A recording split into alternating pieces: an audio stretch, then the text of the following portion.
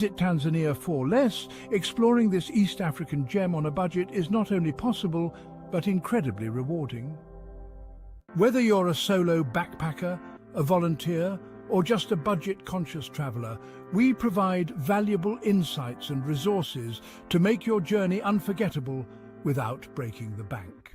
Book your trip now with just a $300 deposit and flexible monthly payments until your travel date. For more travel inspiration and tips, follow us on Instagram or visit us at visittanzaniaforless.com. Visit Tanzania for Less, your dream adventure within reach.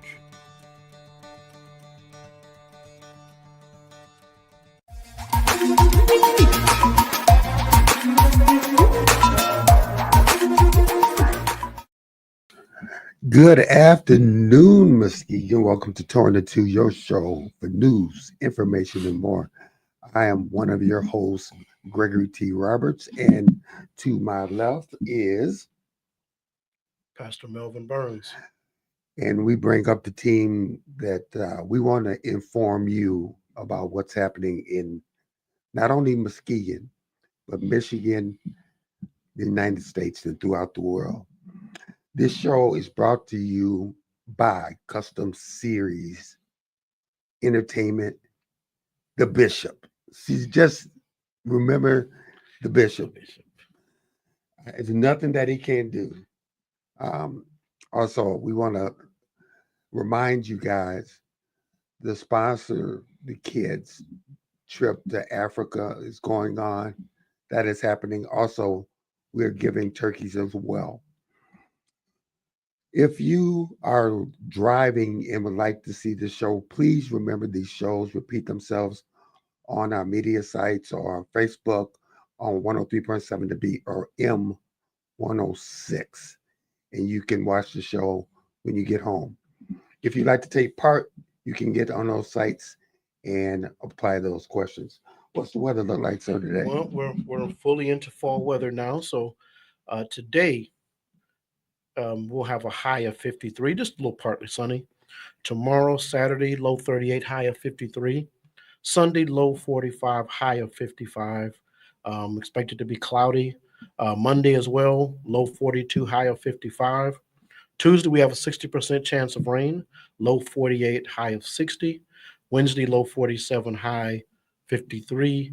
And Thursday, again, a 50% chance of rain, low 41, high of 49. So we're going to lose the sunshine for a little bit. Oh, boy. I just want to take a quick second before we introduce our guests. You may have problems in life. Unfortunately, I was released from the fire department because of disability. I let go, I hurt my back. Do not let those little things stop you for your dreams and the things that you want to accomplish. And one of the things that I wanted to accomplish, two things I wanted to accomplish is to become a certified water instructor. Okay. That came through. All right. Yeah. And officially now I'm a certified group instructor to teach people aerobic activity. All right. So go out and achieve your goal, no matter how much pain it's traveling or what you might have to go through to achieve those goals. All right. Congratulations, brother. And you will see my wife in that aerobics class. Yeah. We're coming for you. You're coming for me. Okay. Who is our first guest? Brother, I'm excited to welcome excited. To our program, Dr. Alvin C. Hathaway. He is the pastor emeritus of Union Baptist Church, a historic church in Boston, Massachusetts.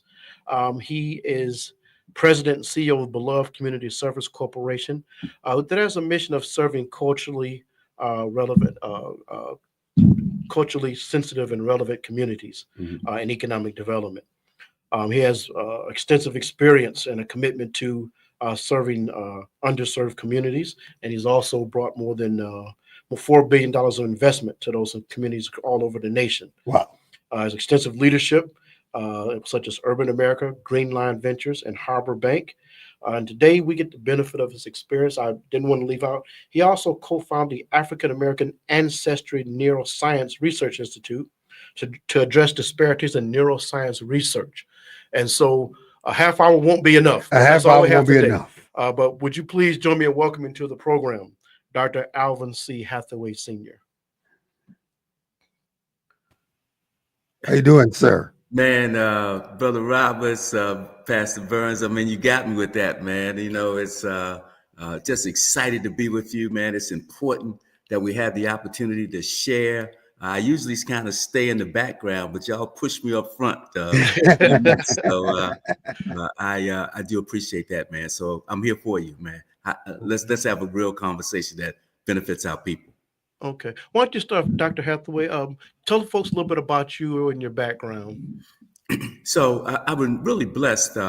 You put me in Boston, Massachusetts, even though I did attend Harvard, but my home base is in Baltimore, Maryland. Baltimore. My apologies. You said Baltimore. I had the wrong B in my head. Forgive me.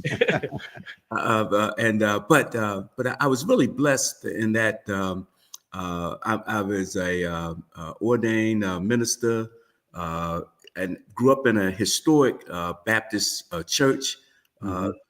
Founded in 1852. Wow. I grew up on that block in the 1200 block of Drew Hill Avenue, where the church was located. And years later, I actually became the senior pastor of the church that I grew up in. So I became a native son pastor of my home church. That was an amazing experience because it was a church with a lot of rich history in terms of the civil rights and human rights movement. Case in point, I was the 10th pastor in 176 years. The fifth pastor was an amazing brother. He was in his era, like Reverend Dr. Martin Luther King was in our modern day civil rights era. And he served Union Baptist Church for 50 years. Wow. He served from 1874 to 1923. Okay. And I mention him because his name is Reverend Harvey Johnson, and history has not really given him a fair hearing. But he's the one who understood way back when that I could use law as a means of addressing ills affecting people of color. Okay. So keep in mind that I said 1874 through 1923. Think about that timeline. Yes. You had the Dred Scott decision. That decision basically said that, you know, you had no rights of which we could have to respect. And so here he was in 1883. He had members of his church riding a steamship line, and they were discriminated against. Bought a first-class ticket. They told him, hey, you go down and sleep with the cattle. And he mounts a suit and sues the Sioux steamship line there. And that suit came to being in 1884. They won that suit. And I mention that because this was the first legal action in America that really dealt at the heart of the Dred Scott decision. What this said was that Negroes were not property, chattel in interstate commerce. The significance of that is that I'm also from Baltimore, Maryland. Here you have this case. Two things happened. The first was it established that Negroes were not property. The second thing that it was is that it established as a legal tactic test case strategy.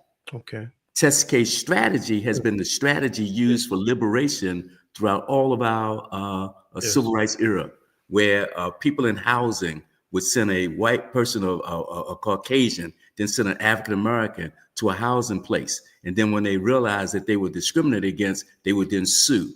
Or a person would be ADA and want to get, because of mobility, want to get into a property and not able to get in there, then they would sue. Test case strategy, and Dr. Harvey Johnson founded that, has been the liberation tool throughout our journey here in America. Now, I mention that because also in Baltimore, where I grew up, grew up Justice Thurgood Marshall. Yes. Justice Thurgood Marshall, the first African-American U.S. Senator, first African-American to serve on the U.S. Supreme Court. And what was amazing about him was that his celebrated case, which is the 1954 Brown versus Board of Education case, he cited in that case the Sioux steamship case to prove his argument around separate but equal. And so I tell you that because I entered ministry with these amazing, legendary legal ministerial scholars that kind of gave me impetus in my career. And then so as I continued in my career, I realized that this historic community, amazing community, had been the victim of benign neglect, like many urban communities throughout America and the world, where you look at these amazing properties and these amazing structures, and you find that they have not had adequate investment, redlining or disinvestment. All of these things impact urban communities, and particularly communities where people of color live. So, and when I retired 3 years ago as a senior pastor of Union Baptist Church, I had this mantra. I said, I've retired, but I'm not tired. All right. And so I then began, and I created a CDC. I'd had experience in multi-level financing around the country. I've been involved in projects, and I understood how you deploy capital in underserved communities. Yes. And so I created the Beloved Community Services Corporation, and I put it on rocket fuel. I said, let's tackle these abandoned properties in this neighborhood in which I serve. And this is what happened. My first project, really my lead project, happened to be the elementary school that Justice Thurgood Marshall attended. Okay. Really? Right. So I've restored the elementary school that Justice Thurgood Marshall attended from 1914 to 1921. And the restoration was I raised $16 million to restore a 20,000 square foot building right in the hood, right in the middle of a community that had never experienced any significant investment. And we did a gold LEED standard restoration that's winning awards all over the country. So much so that next week, legislation will be introduced in this Congress, the 118th Congress, to name this site as the Justice Thurgood Marshall National Historic Site that will be an affiliate of the National Park Service. Yeah. Bravo. Yes. That's awesome. My mantra was that Justice Thurgood Marshall should be to Baltimore as the Reverend Dr. Martin Luther King is to Atlanta. Yes. And for anyone that has gone to Atlanta, when you look at what happened on Auburn Street, as the federal government made that first investment in terms of Ebenezer Church being on a National Historic Site, and then the additional work that they did, I knew that we could mimic that same strategy in this underserved community here in Baltimore City, and we are on track to do some amazing things. So within a 4 square block area, our goal over the next 3 years is to invest $50 million. Wow. And we believe that will tip and turn this community in a very positive way. Dr. Hathaway, Yes. I have to pause you for a second. Greg and I both, this is a political show, which not parties, but we both have worked in local government. All right. So I want to pause you for a second because I want you mentioned CDCs, Community Development Corporations. Exactly. Would you just for a moment speak to some of the pastors, community leaders out there, talk to them about these CDCs and how we as communities of churches and underserved communities can collectively do things with these CDCs? Yeah, that's a good question. I had the blessing in 2000 to be a part of a cohort at the Harvard Divinity School, where Dr. Preston Williams and many others brought together leaders from around the country to look at how faith-based institutions could develop CDCs, which in fact are businesses, so that they will have additional streams of income. We had amazing people like Reverend Dr. Floyd Flake from fame from Jamaica, Queens. We had just on and on. We were all there just for a concentrated 2-week period of time, looking at our local context to understand that. What we realized is the complexity of this business required us to have persons from the business school, the Harvard Business School, to talk to us about business modeling, business strategies, and accountability and fiscal structures. Then we also had persons from the John F. Kennedy School of Government that talked to us about government policies and government programs. How do you access them? How do you manage those? How do you do that? And then, of course, we had persons from the Divinity School that talked about ethics, because you have to be careful that when you involve a faith-based institution, Right. in the business of community economic development, that can become a cesspool if you aren't careful about keeping your value system intact. And we've had persons that have found themselves in difficulties because they lost sight that they are working for the master, not working for the money. Yes. So CDCs are a valuable tool because those structures, which is a 501c3, which is a federal designation, which allows you to get contributions, and allows you to get grants, allows you to get enter into business relationships, are very important for a faith-based institution to have, but it requires the discipline of a business mind and a business model. There you go. Yes. Yes.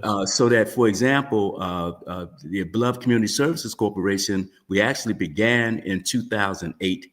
I put it on rocket fuel right after I retired. And now in 2024, we have a balance sheet of more than $30 million. And my goal is to, and that's the other thing that becomes important.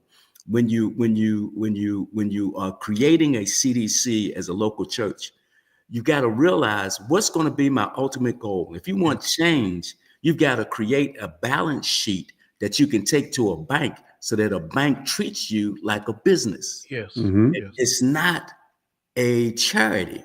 We're in the business of redeveloping underserved communities in America. Right. And that has been the goal and objective. So much so, you catch me at a good time. I'm getting ready to sign a contract and agreement with the Enterprise Foundation, where they want me to mentor faith-based leaders around the country in the community economic development space. Okay. Wow. We'll get you here in Muskegon. We need you here, Muskegon. Yes. I love this. You I got love good what you food there, said. I'll be there, you know? I love when you say you put it on rocket fuel. What are some of the other issues that we should be, like you say, putting on rocket fuel and get them going? Okay, so you got me. So that's my community economic development hat. Let me put on my health, neuroscience, Yes. research hat. We are faced in America, people would say, homicide. And we have, unfortunately, high rates of black on black crime, high rates of homicides in our communities. This next thing, and growingly among young people, you're starting to find the rate of suicide that's happening among young people, and that's quite unfortunate. Yeah. The third thing, though, which is really the challenge, is what I call mental side, the systematic destruction of the mind. Wow. And so what that did was that caused me to recognize that we've got to understand. We understand the heart. They got artificial defibrillators. They can do all these amazing things with the heart. We understand lungs. We understand kidneys, but we've not fully understood the brain. And so I wanted to make certain that I began to look at how can we get on the front side and begin to understand the development and the mechanisms of the brain so that we can ensure that we are, what is this? Think on, his ministry. Think on those things that are lovely. Think on those things that are pure. Think on those things that are of good report. If there be any virtue, think on those things. Yes. It becomes important that we have good brain health, to have healthy bodies, healthy minds, healthy souls. And so in our city, I through an investment that we made in East Baltimore, we invested in a lab and invested in a office building. On my portfolio, I just looked at it as an investment. I never realized what the people did. One day I go in and I find that there is the Lieber Institute for Brain Science Research. Okay. Whoa. And I discovered that they had a facility with over 4,000 human brain tissue matter. Really? Of that, they had more than 700 brains of persons of African-American descent. These are persons that by consent. In fact, you had a member there from your community. Her son actually she donated her son's brain to the Lieber Institute so that you could have brain science. When I went in and began to talk to them, they began to talk about precision medicine. And if you remember, President Obama was the one that talked about not one size fits all. You have to have medical therapies specifically for your own DNA.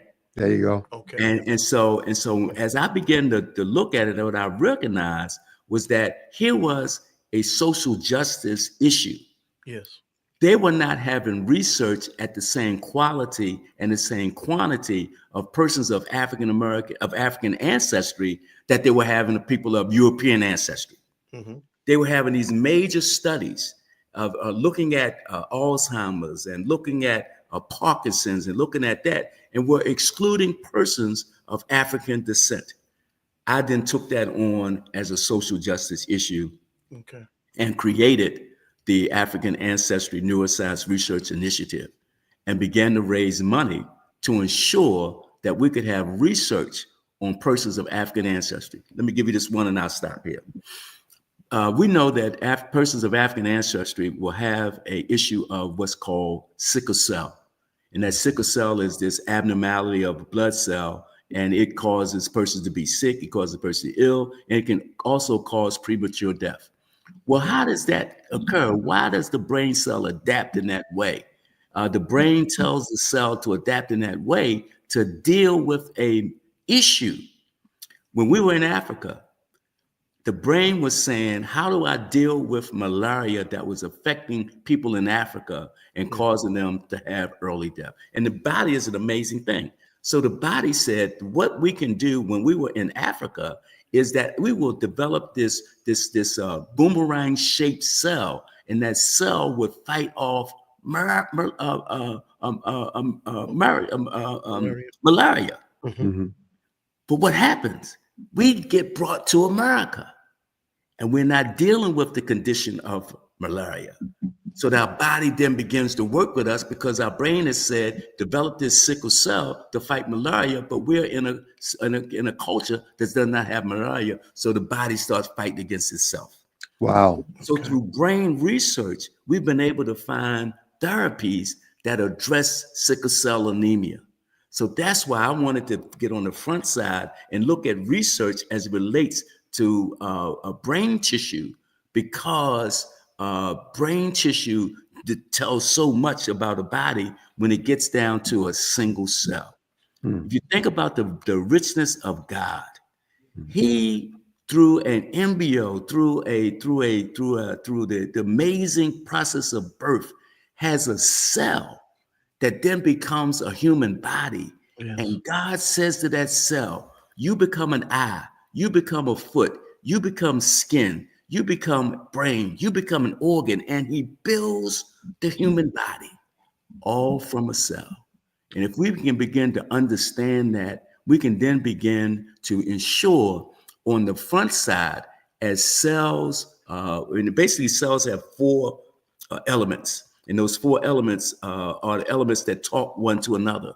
As the cell begins to do that, they might have, like I say, a capital A and a lowercase a, a capital B and lowercase b. As the cell talks to another, it then reproduces to become what is as a human body. But sometimes, because of environment, lead paint, racism, and all of those things that cause trauma and whatnot, the brain reacts to that. And so the brain has to sometimes be reprogrammed so that it can now not fight against itself, but also ensure good health.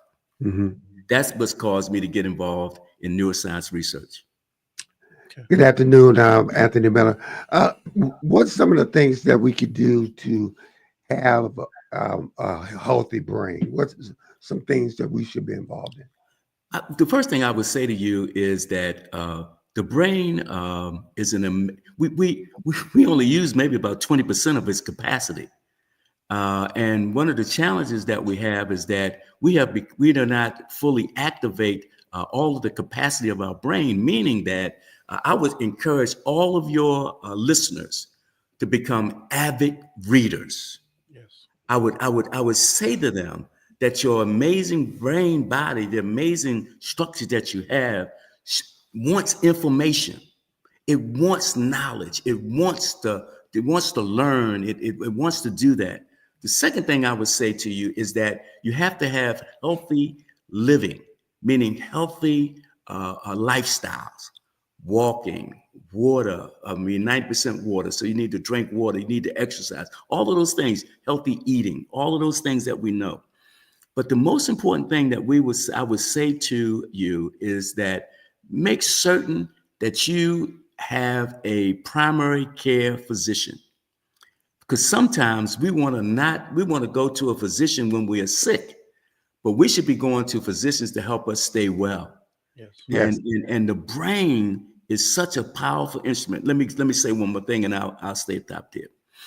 Not only is the brain able to take in information, it is also able to continue to learn. So on the left side of the brain, you got this mechanical, mathematical ability. On the right side of the brain, you got this aesthetic, cultural side of your brain. Why don't we involve ourselves? That's why music was such an integral part of the African experience, because that is also feeding the brain through music. And we've got to be careful what type of music that we listen to. Okay. Because music can be destructive as well as it can be informative. Yes. And one of the challenges we have in urban communities is that persons understood music as its impact on the brain and began to send to the brain negative signals. And those negative signals begin to influence behavior. We've got to make certain that what we take in is of a positive nature, because the brain is neutral. The brain will learn whatever it is given. But if you give it positive things, it will. Let me say this one thing, and I will stop there. Learn languages. Mm-hmm. The beauty, that's why I love Africa. I go to Africa and I got a person speaking to me in Yoruba. He's speaking to me in French. He's speaking to me in English. He's speaking to me in Spanish. And I said, wait a minute, I must be at a deficit.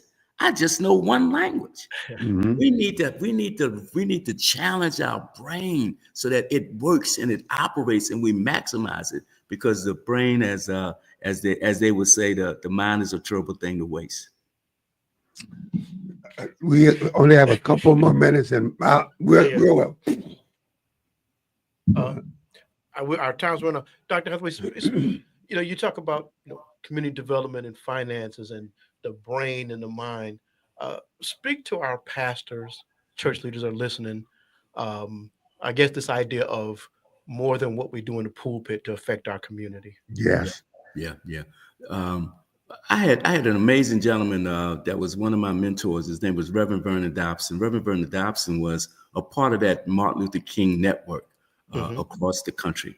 And he said to me early on, he said, Sundays is the gravy. Monday through Saturday is the meat and potatoes.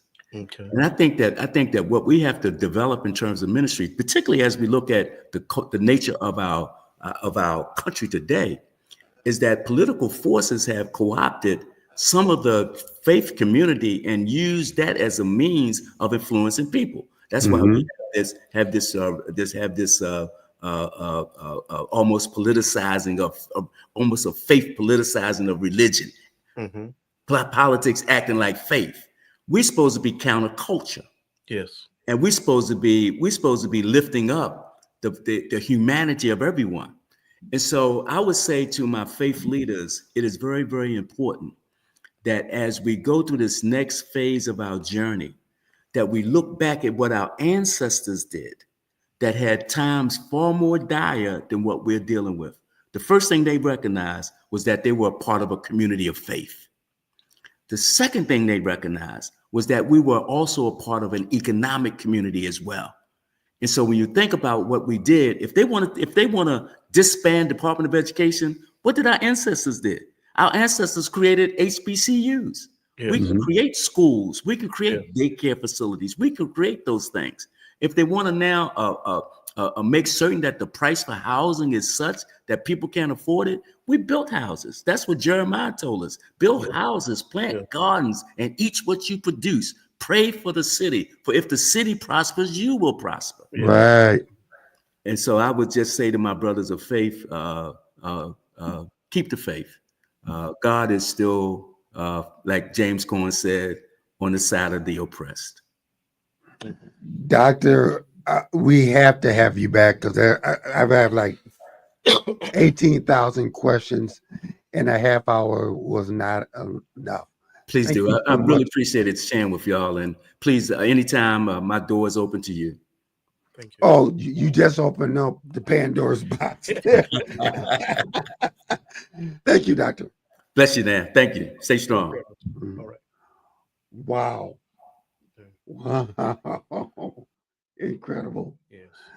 So much. I love doing this show sometimes. Not all the time, but days like this when I'm like, we not only do we get to hear, we get to share this with our listeners, and to have a brother of this caliber and just dropping jewels for us to pick up. He's dropping dimes like Steve Nash, man. Yeah. Well, listen, you're watching and listening to Torn Into on 103.7 The Beat and M106. We're going to take a commercial break, and we'll be back in a couple seconds. What's something people don't know about community impact? A simple donation could transport kids to the heart of Ghana, opening a world of possibilities. Since 2017, thanks to 103.7, The Beat and community supporters like you, dozens of kids have embarked on a journey of a lifetime to Ghana. This isn't just any trip. It's filled with learning, adventure, and joy. These kids are diving into a culture rich in tradition. They're learning about the world beyond their textbooks. This program educates and connects communities, building bridges. Your support can light up a child's life. It's an exploration of potential and a celebration of new friendships. Donate today at kidsfreetriptoafrica.com. Every donation matters. Please donate today at kidsfreetriptoafrica.com. Thank you.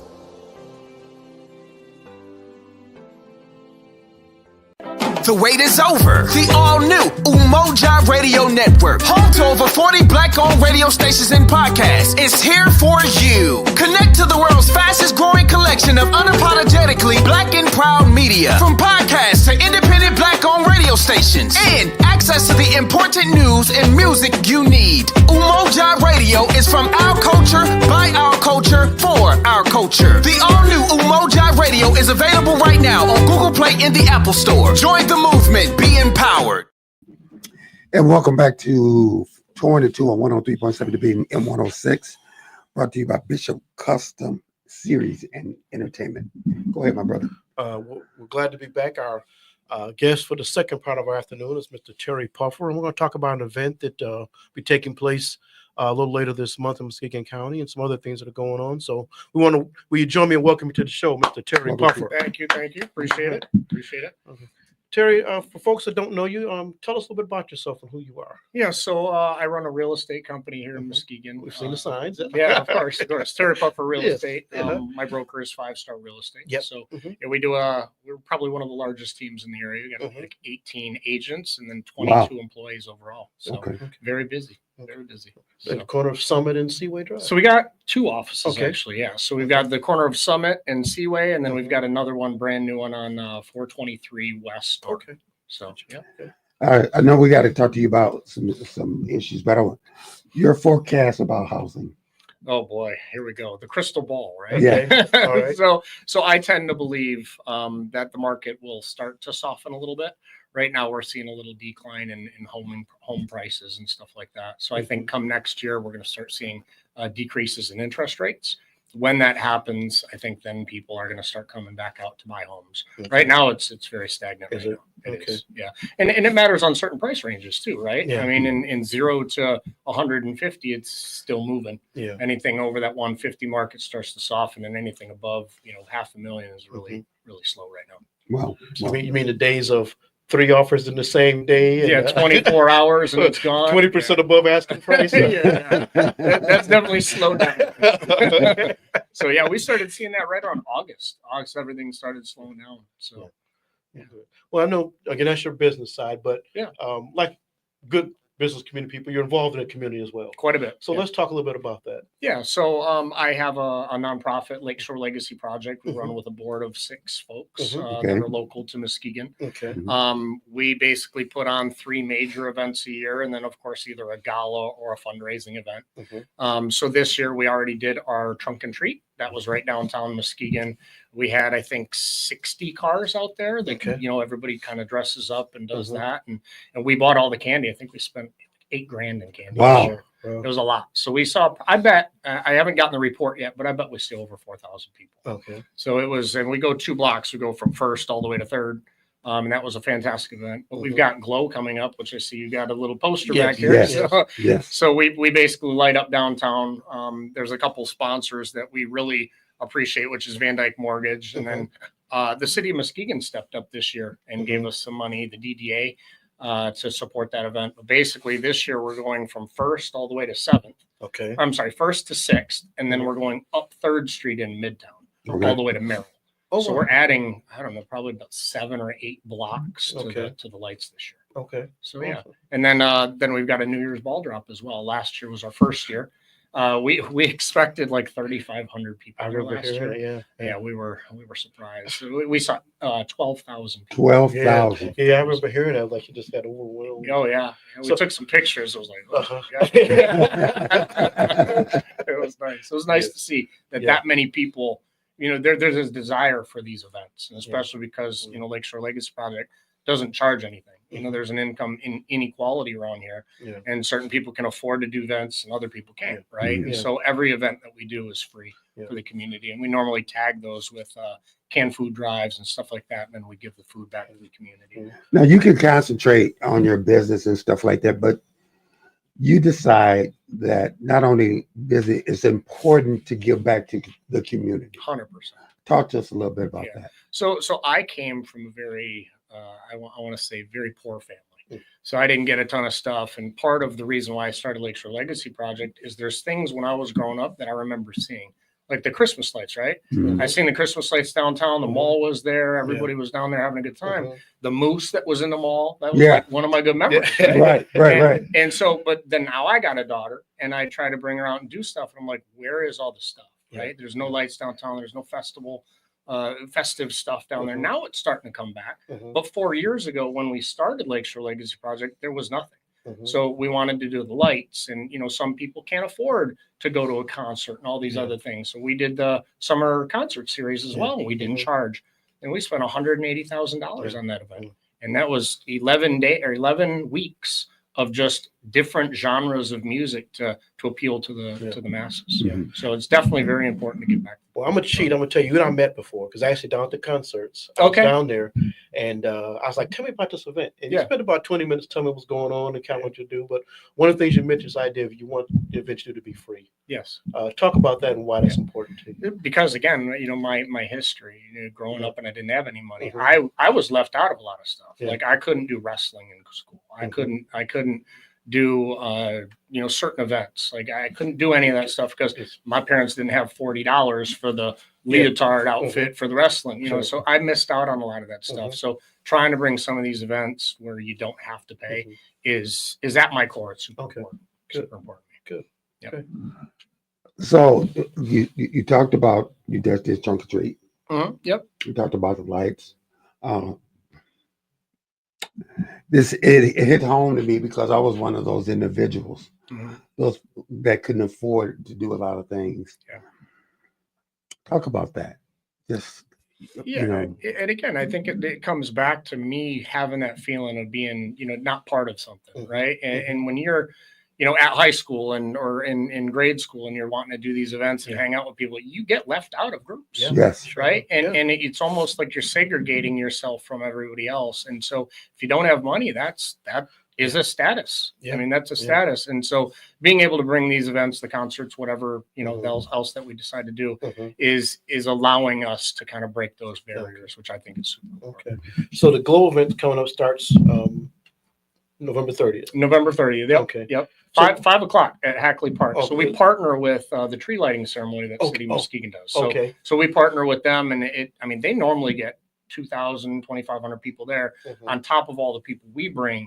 So Mhm. again, I'm hoping for 4,000 to 5,000 people event, which would be Okay. fantastic. Okay. downtown. And so people come down for lighting. What is it you want people to say at the end of the season, that January, when you take the lighting down? What is it you want people to say about the event? I don't know that it's what I want people to say. It's what I want to see in the kids. Okay. Right? Right, Like I want to right. see Okay. some kids smile out there. Okay. And so last year we brought a Grinch out there, and he was like the most popular person at the event. Right? It's fun to watch the kids light up. Right? I mean, Yeah. there's of Mhm. course a dynamic with you want the adults to enjoy it and have Mhm. family time and whatever. But the whole goal behind that event is the kids to drive down and see all these lights, because that Yeah. was missing. Yeah. From my daughter. I mean, Sure. she didn't see much of that at all because Sure. it wasn't Uh-huh. present. Yeah. Now you talked about the kids. I remember talking to people, actually adults, Yeah. saying that they took time and they had that was their must do thing is to go and see the light. That's awesome. No, that makes me feel great because again, that all the effort. I mean, it's only 6 of us that run this whole thing. It's only 6 of Wow. us Mhm. that collect all the money. It's only Mhm. 6 of us that just do everything Yeah. with every event. I mean, Mhm. it's 6 people on the board. We're a working board. So Mhm. it means a lot that and I Yeah. appreciate it that people are saying that, because it doesn't go unnoticed. And Yeah. that's what I really want is Mhm. just have people enjoy it. Have Okay. people enjoy it. Yeah. The ball drop event last year. I remember my daughter and Yeah. my nieces all went down to that. Uh-huh.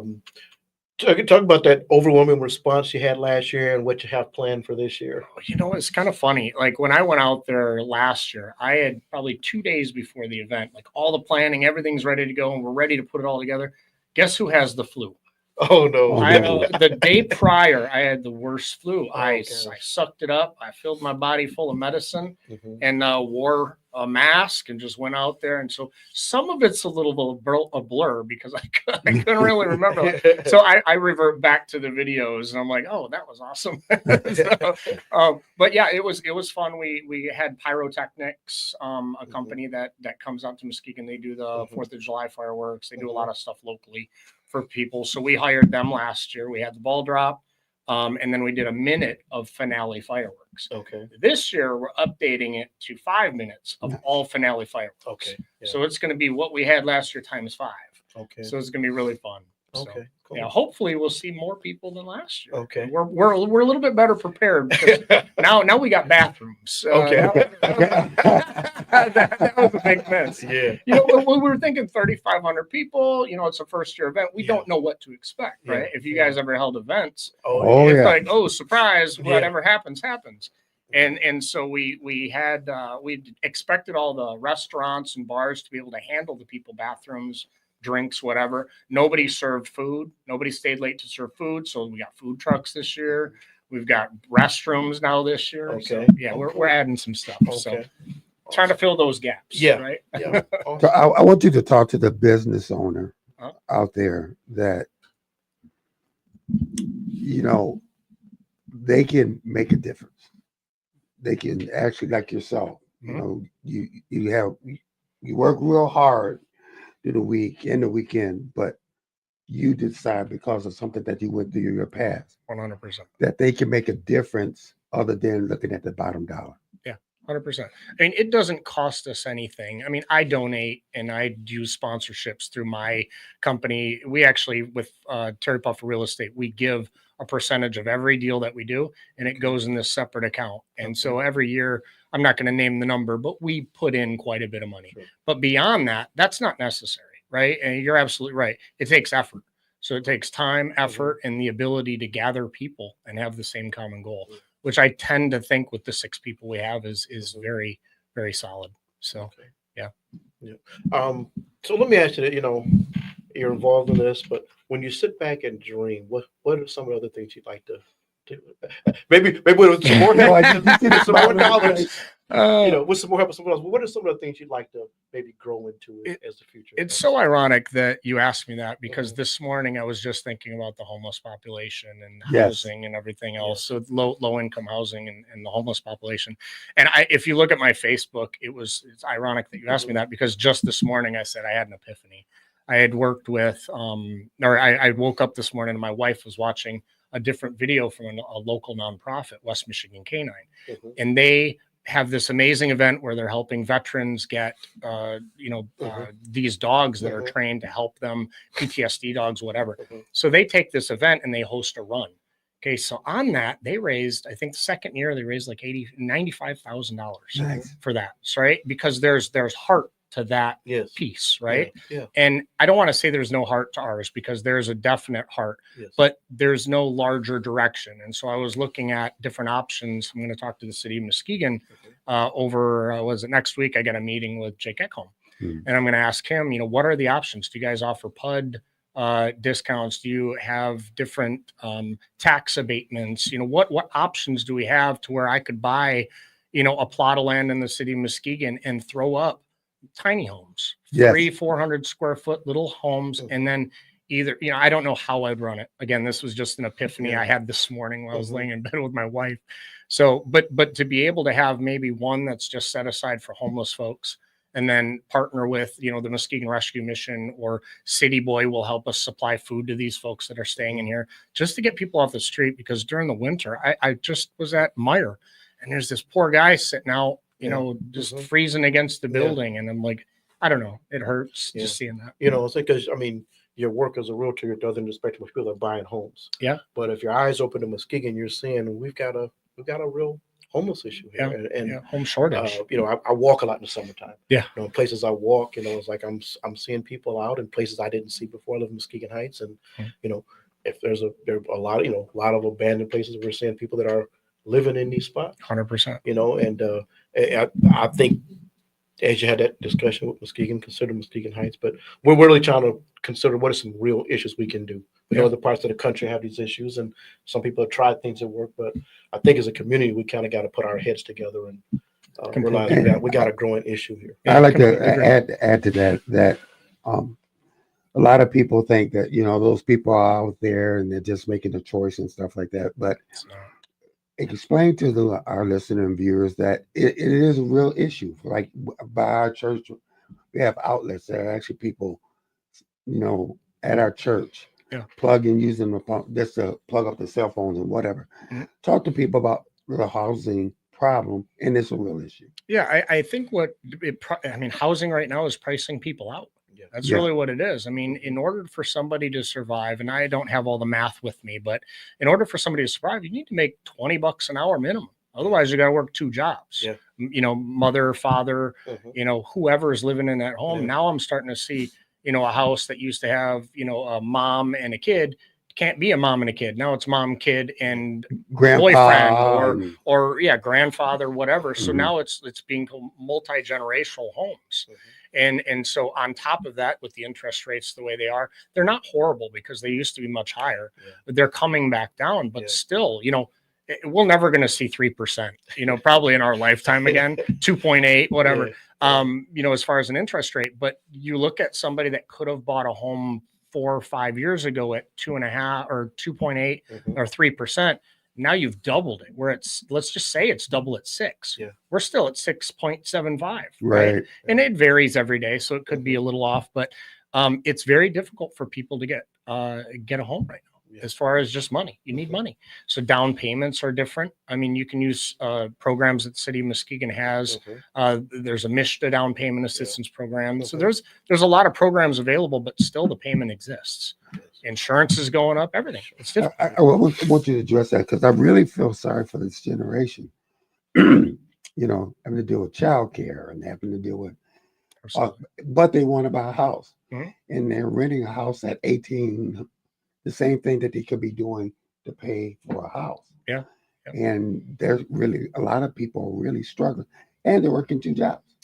Yep. And that's why I think there's a need for that low income housing option. Now, it's not going to be a 3-bedroom, 1,200 square foot, because it's not feasible, right? If somebody builds a house right now with the cost of materials, I don't know if you guys pay attention to that at all, but lumber, I mean, I used to buy a 2x4 for, $1 or $2, right? Now it's like $5, right? For one piece of lumber. Yeah.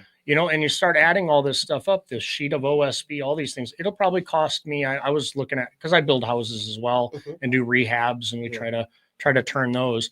But I mean, it'll cost me what used to cost me $40,000 to rehab a home. I just did one on Division. It cost me $75,000. Wow. I got one on Sanford. I was expecting to spend, when 5 years ago, I would have probably spent 30, 35, maybe 75 into that one right now. And I still have more to go. Wow. Right. And so the gap, rehabbing these homes is even becoming more difficult. Yes. And it's forcing the prices up because of the cost of materials. Yeah. So there's a lot of dynamics that are involved for sure. All right. So let's get off the gloom. Right. And let's get back on so let's talk about the events. Yeah. Make sure people know dates and times and how they can get in touch with you if they have ideas or. Perfect. Yeah. So Glow is November 30th. It's Hackley Park is where it starts with the Hackley tree lighting ceremony. I would recommend everybody get there about 5, no later than 5:30. Then they have bands up there. We hire carolers that are super professional. They look really great and they sing amazing. So they've been doing that, and they light the tree. I believe it's 5:45 or 6. Okay. And then after that, everybody kind of shuffles downtown to actually see all the lights, because we won't have the lights on until after the tree lighting is lit. Okay. So we do that on purpose. So when people come down there, then they see it, right? So that's the first event, or the second event that we have this year. And then the ball drop obviously is December 31st, New Year's Eve. And that starts at 8 p.m. And it's right on the corner of 3rd Street. 4th Street, right in front of the Van Dyke Convention Center. So I was coming, to the show today, and I saw him decorating in Lakeside. Yeah. Yep. And I put a smile to my face to see how Muskegon has grown in decorating and celebrating the seasons. Great.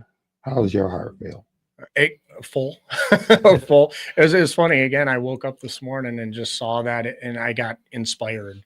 I even text, a couple of my coworkers. I'm like, I'm having a great day today. I don't know why. It's just a day. So just seeing the holiday lights go up, and we tend to go out there and just check on things. People drive by, wave, say, hey, thank you so much. So it's a good feeling to kind of bring that energy back to the community. So Terry, I do want you to do something. Yeah, I see your list of sponsors. Yes, absolutely. Take a moment. No, I would go give them a shout out. Awesome. All right. I mean, it's worth it, because they're contributing a lot. So you can give them a shout out there. Awesome. Well, so it's Van Dyke Mortgage, Terry Puffer Real Estate, the City of Muskegon, the DDA, Cerberus Security, Hearthstone, Forest Tax and Accounting, the Exchange Coffee Bar, Star Title, 5-Star Real Estate, the Leonard Building, Benton, Barry's Greenhouse, Preferred Lawn Care, The Corner, Advisacare, Andy's Plumbing, Stone River Home Inspections, Elite Ground Management, Carlisle's, and Stephen Devils.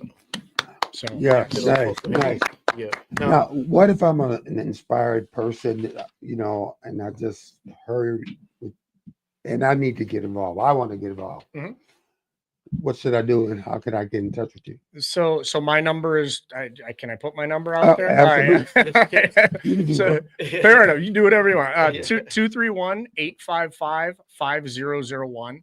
You can also reach me at terry@terrypufferrealestate.com. You can communicate with me either or. Your Facebook is also a good option. It's just my name, Terry Puffer. Okay. So, but if somebody wants to help, we don't generally have a ton of opportunities for volunteering, because again, it's just 6 of us and we do a lot, but we've coordinated this whole system to where it's not a lot of bodies on the ground. Mm-hmm. The summer concert series was a massive undertaking. That was a lot of volunteer work and stuff like that. But we've come to a conclusion that there's not that much time that we essentially have. So we want to pack it all in one day and then be done. Right. And so that's been working very well for us. So let's go back to the music festival that you did. Yeah. Talk because a lot of people don't know about the music, what you did though. Yeah. So I think this was 2022. I think we did the summer concert series, and so it was June 4th was the first Saturday that we did it, and we hosted one for the next 11 weeks on Saturday in downtown Muskegon at Hot Rod Harley. So Hot Rod Harley allowed us to use their space, and what we did is we picked every different weekend would be a different genre of music. So we went from reggae to rock to rap. We did all sorts, right? We did Motown, we did jazz, and sometimes if they matched really well, we paired them together and had these amazing events. But yeah, that was a tiring project. Yes. Essentially, you know what, then the reason why we stopped doing it is because not only did it have so much money influx into this thing, it was a ton of work, and my summer was non-existent. Right? I was like, oh, when do I do anything? So it took a lot out of me. I think at the end of that thing, I was completely spent. I tell you, we played at Rockford, and it just benefited the community, and I think that's something that we need to look at bringing back. Completely agree. I think I'm working with a couple guys that just sent me a note about doing a blues and jazz festival every year. Yes. So I'm working with them on that to see if that's going to actually piece together. We just got in touch with Parties in the Park. I believe they're going to do their event on Friday, and we're going to try to host it on Saturday. So I don't have all the details on that. I'm just getting my foot in the door on that event. Just to offer some feedback. It's not my event, so I'll clarify that. But I'm kind of just piggybacking and hoping to help put that together. Hopefully it'll be 2025. So we're just going through that process to see if that's going to work. But that'll be a great event. So Terry, again, give people the information, give us the dates again, because we really want people to support you. Awesome. Well, I appreciate it. So November 30th is the glow lighting, and then the tree lighting ceremony in downtown Muskegon at Hackley Park, starting at 5:00. Goes till I think about 6:37. So it doesn't take a ton of time.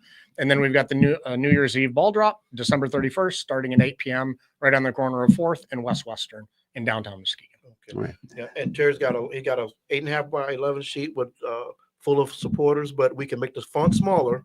So if you want to contribute, you can reach them at 855-5001. You got it. Yep. We can certainly make the font smaller and add some more sponsors there if we need to. That'd be fantastic. Yeah. That's our lifeblood. Sponsors are the lifeblood of every event. Terry, thank you so much. Yes, thank you. Hang out with for the last couple of seconds. Okay. Yeah, absolutely. Listen, I want to talk to you Muskegon. Don't forget that we are giving turkeys away, and we'll be dispersing those turkey meals. I believe it's the Tuesday before Thanksgiving. Correct me if I'm wrong. I want to talk to people and let you know that there is a real shortage and a real hurt out there. Terry talked about his growth and growing up poor. A lot of people are hurting right now, and they need your help and support one way or another. Make sure you get involved. This housing thing is real. And there are properties out there and available buildings and stuff like that. Maybe you might own a building and it's not doing anything. Give Terry a call. I'm serious, because that's the only way that we're going to come out of this crisis. Another thing, stop waiting on government to do stuff. Stop waiting on government to be the answer to all. We need a sense of community and be that tribe and take care of each other. What do you think? I think you said, as we're sitting there talking, our church has a Thanksgiving dinner this Saturday before Thanksgiving. But I think next Friday, I love during the holidays as community. There are free dinners, coat giveaways. I think we'll just shout out a bunch of those next Friday. Yeah. People say, well, I do it all year round. Well, we're doing it now. Right. People are giving dinners, giving coats away now. So it's a chance for people to get a couple of good meals. People get some warm winter clothes. So we want to shout people out next week. And then I want to encourage the people that got in your heart, maybe bake a pie for somebody, fix a dinner for somebody. Don't hesitate to do it. Just go ahead and do it. Yeah. And let us know. And I want to thank the radio station where we just finished our coat giveaway. Yes. We gave away so many coats, but people, the need is real, and we want to be, instead of being a problem, we want to be an answer. Yes. We want to be the solution, and you can do that too. And so if you would like to be on the show, you have an event going on, please call area code 231-727-5007 and let us know, and we'll get that event out. I think that we need to add that Yes. and let people know what's going on. Yeah, I think so. Yeah, well, I will look to do that next Friday. I think just shout out all these Thanksgiving dinners and events so people know, people know where to grab a meal. And stay warm. Well, listen, it's I can't believe it's that time for the show to end. You know, this tournament too. Remember, we say this every weekend, and it's not just words that we're uttering out of our mouth. I was one of those kids that somebody grabbed me and helped me and took me along to a sport or to be involved. Thank you to Billy Scott, for instance. Oh my God. So there are a lot of people out there in Pastor Pool that took us along. Go out and sow a seed in somebody's life. You never know who you might be influencing to be that next kingdom leader. You are watching Listen Tournament 2. We take care. God bless. We'll see you next week.